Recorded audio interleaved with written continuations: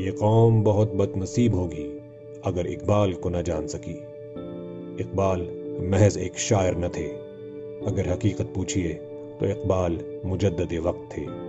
علامہ اقبال ایک غیر معمولی وجود ہیں۔ وہ صرف مفکر پاکستان ہی نہیں بلکہ امت مسلمہ کے حکیم، دانشور اور ایک ایسی صاحب بصیرت ہستی ہیں کہ جن کا دور آج بھی ہے اور آنے والی کئی صدیوں تک بھی رہے گا۔ ایران کے ملک الشعراء بہار نے علامہ کے بارے میں فرمایا کہ ہمارا دور اقبال کا دور کہلائے گا۔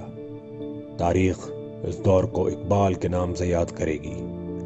پروفیسر آرنلڈ کہ جو علامہ اقبال کے استاد تھے اور جن کو اقبال آخری وقت تک انتہائی ادب اور احترام سے یاد کیا کرتے تھے، اقبال کے بارے میں کہتے ہیں، اقبال اپنے عہد کے انسان ہیں، اپنے عہد سے آگے کے انسان ہیں اور عصر حاضر کے خلاف حالت جنگ میں ہے۔ پہلے ہم علامہ اقبال کے وجود کے ان پہلوؤں پر کہ جو آج تک قوم کی نگاہوں سے چھپے رہے ہیں بات کریں گے، تاکہ اس مرد پراسرار کا حقیقی تعارف پہلی بار نوجوان نسل کے سامنے لایا جا سکے۔ اس اعتبار سے یہ اقبال کا ایک ایسا غیر معمولی تعارف ہے کہ جس سے ہماری قوم پہلے واقف نہ تھی۔ اقبال بیک وقت ایک مفکر، فلسفی، نظریاتی رہنما، صاحب بصیرت درویش، سیاسی دانشور اور سب سے بڑھ کر یہ کہ ایک ولی تھے۔ جہاں وہ جغرافیائی سیاست کے ایک ماہر تجزیہ کار تھے، وہیں وہ تحریک پاکستان کے نظریہ ساز اور مسلم لیگ کی صدارت کے فرائض بھی سر انجام دیتے رہے تھے۔ یہ تمام کمالات اس ایک شخصیت میں کچھ اس طرح جمع ہو گئے تھے کہ اس غیر معمولی وجود کی کسی ایک جہت کو سمجھنے کے لیے بھی طویل عرصہ درکار ہے۔ انسانی تاریخ میں ایسے بہت سے لوگ آئے ہیں کہ جنہوں نے اپنے اپنے ادوار کی تقدیر بدل کر رکھ دی۔ ہمارے دور میں یہ فرد بلا شبہ اقبال ہیں۔ 1400 سال کی مسلم تاریخ کو اگر آپ مختلف ادوار میں تقسیم کرتے چلے جائیں تو آپ دیکھیں گے کہ اس میں واقعات کی ایک غیر معمولی ترتیب پائی جاتی ہے۔ علامہ اقبال جس عہد میں پیدا ہوئے، اس دور میں پورے عالم اسلام میں مکمل طور پر اندھیرا چھا چکا تھا۔ سن 1857 کی جنگ آزادی میں مسلمانوں کو شکست ہو چکی تھی۔ اس کے نتیجے میں ایک بہت بڑی مسلم تہذیب سلطنت مغلیہ کا خاتمہ ہوا اور پورا ہندوستان انگریزوں کے قبضے میں چلا گیا۔ 20ویں صدی کے آغاز میں خلافت عثمانیہ ٹوٹنے کے قریب تھی اور جنگ عظیم اول کے بعد امت مسلمہ کا کوئی ملک ایسا نہیں رہ گیا تھا کہ جسے مغربی طاقتوں نے اپنے نو آبادی نہ بنا لیا ہو۔ پوری مسلمان دنیا مغربی استعمار کے قبضے میں جا چکی تھی، سوائے مکہ، مدینہ اور افغانستان کے کچھ علاقوں کے، اور وہاں بھی استعماری طاقتیں شورش و فساد برپا کرنے میں مصروف تھی۔ پوری امت مسلمہ پر مایوسی کی وہ کیفیت طاری تھی کہ جو اس سے پہلے کبھی دیکھنے میں نہ آئی تھی۔ 300 سال سے امت مسلمہ کا انحطاط جاری تھا۔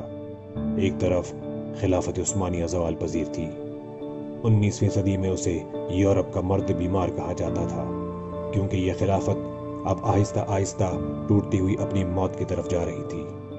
بالآخر 20ویں صدی کے آغاز میں پہلی جنگ عظیم کے بعد خلافت عثمانیہ مکمل طور پر تباہ ہو جاتی ہے۔ اس سے چند دہائیاں قبل مغلوں کی حکومت کا بھی تختہ الٹا جا چکا تھا۔ ایسے تاریک دور میں اقبال کا آنا اور ایک ایسی روحانی انقلابی سوچ دینا کہ جو اپنے وقت سے صدیوں آگے ہو، مسلمانوں بلکہ ساری انسانیت کے لیے تاریخ اور تقدیر کا بہت بڑا تحفہ تھا۔ اگر ہم فکر اقبال کا ادراک نہ کر سکے تو یہ اس قوم کی بہت بڑی بدنصیبی ہوگی۔ ہماری تمام جغرافیائی سیاست، تاریخ، تہذیب اور نظریہ پاکستان کی بنیاد فکر اقبال پر ہے۔ صرف ہندوستان پر ہی نہیں بلکہ علامہ اقبال کا جو اثر امت مسلمہ خصوصاً فارسی اور اردو بولنے والی دنیا پر ہے، وہ اتنا غیر معمولی ہے کہ ناقابل یقین لگتا ہے۔ اقبال نے آج کے جدید دور کو جس طرح بے نقاب کیا ہے، اس سے پہلے مغرب یا مشرق میں کسی فلسفی، مفکر یا صاحب بصیرت شخص نے مغربی تہذیب، سیاست، اشتراکیت اور سرمایہ داران نظام کو اس طرح بے نقاب نہیں کیا۔ اقبال نے نظریاتی طور پر جدید مغربی تہذیب کی دھجیاں اڑا کر رکھ دی۔ اقبال نے جدید بینکاری نظام، جدید سرمایہ دارانہ نظام کہ جن کی بنیاد سود اور ربا پر ہے پر کاری ضرب لگائی۔ اپنی شاعری میں صہیونیوں اور فتنہ گر ملاؤں کو بے نقاب کیا اور اشتراکی نظام کی تو جڑ ہی کاٹ ڈالی۔ اشتراکی نظام حکومت کس طرح انسانوں کو غلام بناتا ہے اور یہ کس قدر خلاف فطرت ہے، اسے اقبال نے واضح کیا۔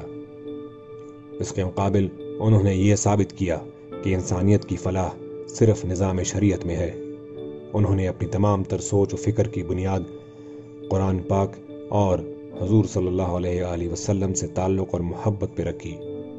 اقبال جیسے مفکر اور فلسفی کو دنیا کے لیے رد کرنا بھی آسان نہیں، کیونکہ اس مرد درویش کا ڈنکا مشرق و مغرب میں بجتا ہے۔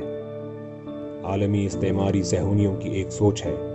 وہ کہتے ہیں کہ ہمیں کروڑوں کی آبادی اور لاکھوں کی فوج سے کوئی خطرہ نہیں، لیکن ہمیں خطرہ ہے تو ایک ایسے مفکر اور دانشور سے کہ جو مردہ قوم میں زندگی کی نئی روح پھونک دے، لوگوں کو آزادی کی نئی سوچ و فکر دے اور ہمارے پورے نظام کو بے نقاب کر دے۔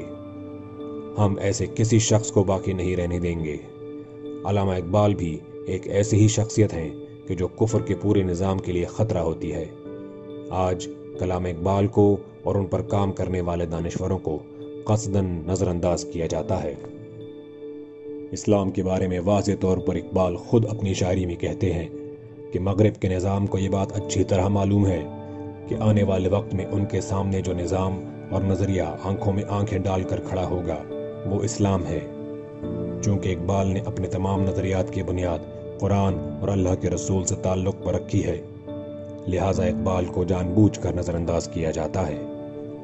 فکر اقبال کو کسی جگہ پروان چڑھنے نہیں دیا جاتا۔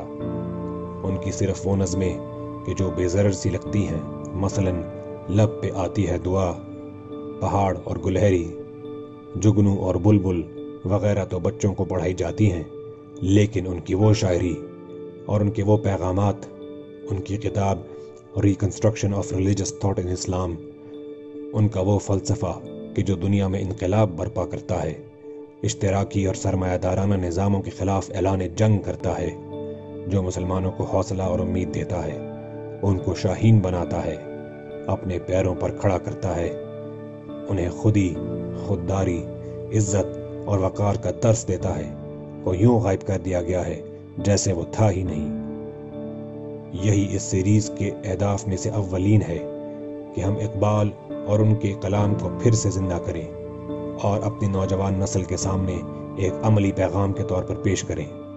مسلمان قوم کو یا ہمیں بحیثیت ایک ملک کے اگر اپنے پیروں پر کھڑا ہونا ہے، عزت و خودداری کا کوئی سبق سیکھنا ہے، تو اس کے لیے ہمارے اوپر لازم ہے کہ ہم علامہ اقبال کی طرف رجوع کریں۔